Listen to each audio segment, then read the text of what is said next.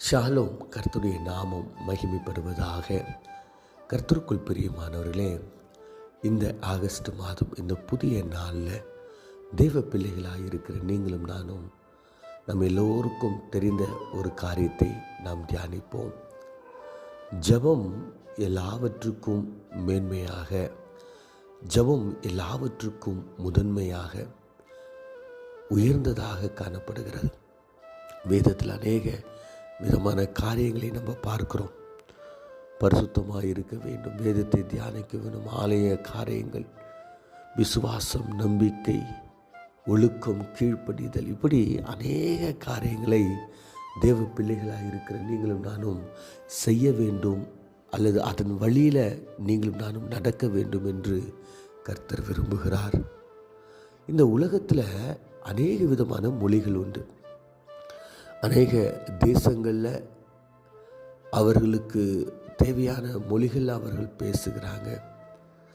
நம்ம கணக்கெடுத்து பார்க்கும்போது அநேக மொழிகளை நாம் பார்க்க முடியும். அது அந்த இடத்துல இருக்கிற மக்களோடு கூட, அல்லது இப்போ நம்ம இந்தியாவில் இருக்கிறோம் அல்லது வேறு தேசத்துக்கு போகிறோன்னா ஒரு ஒரு ஒரு பேசிக் கம்யூனிகேஷன் லாங்குவேஜாக இங்கிலீஷ் இருக்கிறத நம்ம பார்க்குறோம். ஆனால் இந்த லாங்குவேஜில் நிறைய பேர் கை தேர்ந்தவர்களாக இருப்பார்கள். நிறைய பேர் இந்த லாங்குவேஜ், எனக்கு இத்தனை லாங்குவேஜ் தெரியும் அப்படின்னு சொல்லிட்டு சொல்லுவாங்க. ஆனால் இந்த லாங்குவேஜ் எல்லாவற்றுக்கும் மேலாக நீங்களும் நானும் தெரிந்திருக்க வேண்டிய ஒரு உன்னதமான, ஒரு உயர்வான ஒரு மொழி என்னவென்றால் ஜெபம் என்கிற இந்த லாங்குவேஜ். ஜெபிக்கிற இந்த மொழியை நீங்களும் நானும் கற்றிருந்தால் இந்த உலகத்தில் நாம் எல்லாவற்றையும் ஜெயமாய் மாற்றிவிடலாம். கர்த்தருக்குள் பிரியமானவர்களே, வேதத்தில் ஜெபித்த 2 மக்களை குறித்து நம்ம பார்க்கலாம். வேதத்தில் அநேக மக்கள் ஜெபித்திருக்கிறாங்க. அநேக நேரங்களில் ஜெபிக்காமல் காரியங்கள் நடந்தது. ஒரு ஊழியக்கார் பேசும்போது சொல்கிறார், ஜெபம் அவசரம் இல்லை, ஜெபம் அவசியம் இல்லை, ஜெபிக்காமல் நிறைய காரியங்கள் வேதத்தில் நடந்திருக்கு அப்படின்னு சொல்லிட்டு தவறான ஒரு விதத்தில் உற்சாகப்படுத்துகிற அநேக ஊழியக்காரங்கள் இன்றைக்கி நம்ம மத்தியில் இருக்கிறாங்க. ஆனால் வேத வசனம் ஜெபத்துக்கு எவ்வளவு முக்கியத்துவம் கொடுக்குது, அந்த ஜெபத்தை ஆண்டவர் எவ்வளவாய் விரும்புகிறார் என்பதை நீங்களும் நான் அறிந்திருக்க வேண்டும். அப்போ ஜெபம் அநேக விதமான கோணங்களில் அது காணப்படுகிறது. இல்லை, தனிப்பட்ட ஜெபம், தேவைக்கான ஜெபம், தேசத்திற்கான ஜெபம், அப்புறம் பிறருக்கான ஜெபம், இப்படி நிறைய காரியங்களை நம்ம பார்க்குறோம். ஆனால் வேதத்தில் 2 பெண்களை பார்க்கலாம். முதலாவது, ஒரே பேரை கொண்டு 2 பேர்கள், அன்னாள் என்கிற பேரை கொண்டு 2 பேரை நம்ம பார்க்கலாம். வேதாகமத்தில் பழைய ஏற்பாட்டில் ஒரு அன்னாளை நம்ம பார்க்க முடியும். அந்த அம்மாவை குறித்து வேதம் அழகாய் சொல்லுகிறது. திருமணமாகி 10 வருஷம் மேலாக அவர்களுக்கு குழந்தை இல்லை. அப்போ அந்த நாட்களில் குழந்தை இல்லை என்றால் உடனடியாக 10 வருஷத்துக்கு பிறகு வேறு ஒரு திருமணத்தை அவர்கள் செய்து வைக்க வேண்டும். அது வேலைக்காரியாக இருக்கலாம், அல்லது உடன் பிறந்த சகோதரியாக இருக்கலாம். 10 வருஷத்திற்கு அப்புறம் வேறு ஒரு திருமணம் செய்து வைக்க வேண்டும்.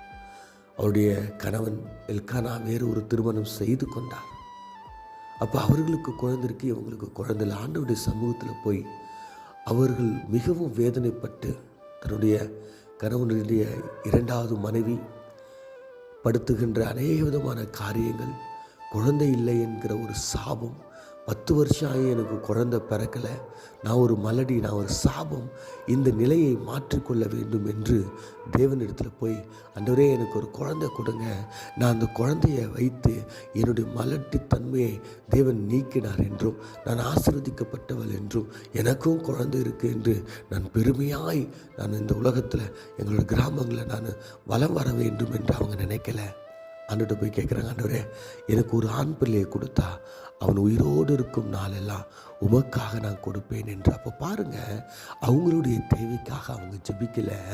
அவங்க தேவை தான், அது உன்னதமான தேவை, பிரதானமான தேவை. அவங்களுக்கு அது அநேக ஆண்டுகளாக இல்லாத ஒரு காரியத்தை ஆண்டவர்கிட்ட கேட்குறாங்க. ஆனால் அவங்களுடைய ஜெபம் பாருங்கள், அதை நீங்கள் எனக்கு கொடுத்தீங்கன்னா நான் அதை உங்களுக்கே திரும்ப கொடுத்துட்றேன். கர்த்தருக்குள் பிரியமானவர்களே, நம்முடைய ஜெபம் இப்படி இருக்குதா? நம்ம எதை கேட்டாலும் அது கர்த்தருக்காக கேட்குறோமா, இல்லது கர்த்தருடைய சித்தத்தை நம்ம செய்கிறதுக்காக நம்ம கேட்குறோமா? பாருங்கள், அந்த நேரத்தில் அவங்க கொடுத்த அந்த குழந்தை தான் இஸ்ரவேல் மக்களுக்கு ஒரு பெரிய ஒரு தீர்க்கதரிசியாக இருந்ததை நம்ம பார்க்குறோம். இரண்டாவது அம்மா பைபிளை நம்ம பார்க்கும்போது பைபிளை நம்ம மத்தேயு, மார்க்கு, லூக்கா சுவிசேஷங்களை நம்ம பார்க்கும்போது, விசேஷமாக லூக்காவில் பார்க்கும்பொழுது அங்கே அன்னாள் என்கிற ஒரு அம்மாவை குறித்து சொல்லப்படுகிறது.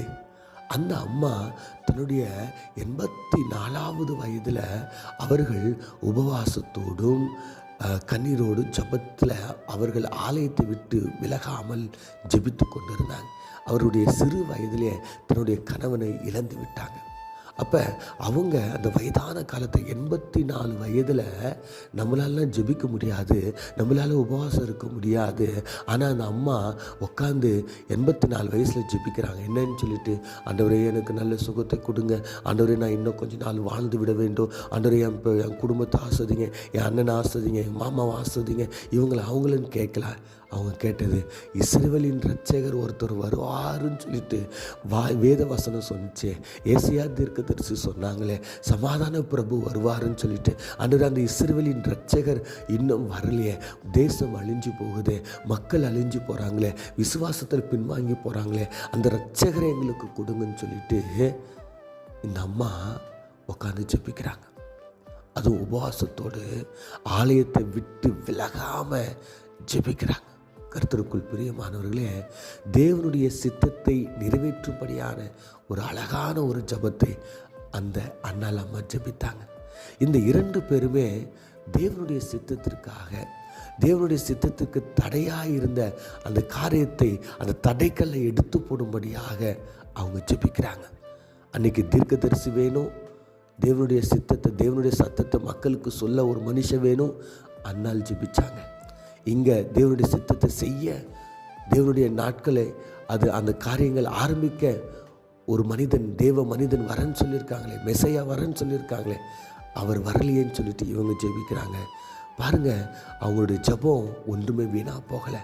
சில நாட்களுக்கு பிறகு அன்னாளை தேவன் ஆசீர்வதித்தார், நினைவு கூர்ந்தார். இங்கே பாருங்கள், இந்த அம்மா உயிரோடு இருக்கும் போதே இயேசு அப்பா பிறந்து அவர்களை காணும்படியான ஒரு ஆசீர்வாதத்தை பெற்றுக்கொண்டாங்க. இன்றைக்கி நீங்களும் நானும் இப்படிப்பட்ட ஜெபத்தை ஜெபிக்கலாம். உங்களுடைய ஜெபம் ஒரு நாளும் வீண் போகாது. உங்களுடைய ஜெபம் இன்னைக்கு இல்லைன்னா அது என்றைக்காக இருந்தாலும் அது பலன் கொடுக்கும். உங்களுடைய ஜெபத்தினுடைய ஆசீர்வாதத்தை உங்களுடைய கண்களை காணும்படியாய் கர்த்தர் செய்வார்.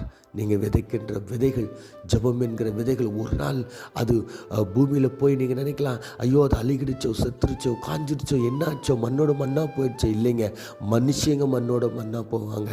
ஆனால் நீங்கள் ஜெபிக்கிற ஜெபம் அது மண்ணாக போகாமல் அது பூமியை பிளந்து அது மேலே வந்து மரமாய், செடியாய், கொடியாய் அது நின்று அநேகருக்கு ஆசீர்வாதத்தை தரும். உற்சாகத்தோடு, உண்மையோடு, ஆசையோடு, பாரத்தோடு நம்ம ஜெபிப்போம். இந்த மாதத்தில் உங்களுடைய ஜெபங்களுக்கு தேவன் பதில் தருவார். கண்களை மூடி நாம் ஜெபிப்போம். எங்களை நேசித்து எங்கள் நல்ல தகப்பனே, நாங்கள் தியானித்த இந்த வேத வசனத்தின் பிரகாரம், இந்த ஆண்டவரே தலைப்பின் பிரகாரம் எங்களுடைய வாழ்க்கையில் நாங்கள் எப்பொழுதும் ஜெபிக்க, ஜெபத்தையே ஆண்டவரை மையமாய் கொண்டு நாங்கள் உண்மை சந்திக்க எங்களுக்கு உதவி செய்யும்படியாக இயேசுவின் மூலம் ஜெபிக்கிறோம் நல்ல பிதாவே, ஆமென்.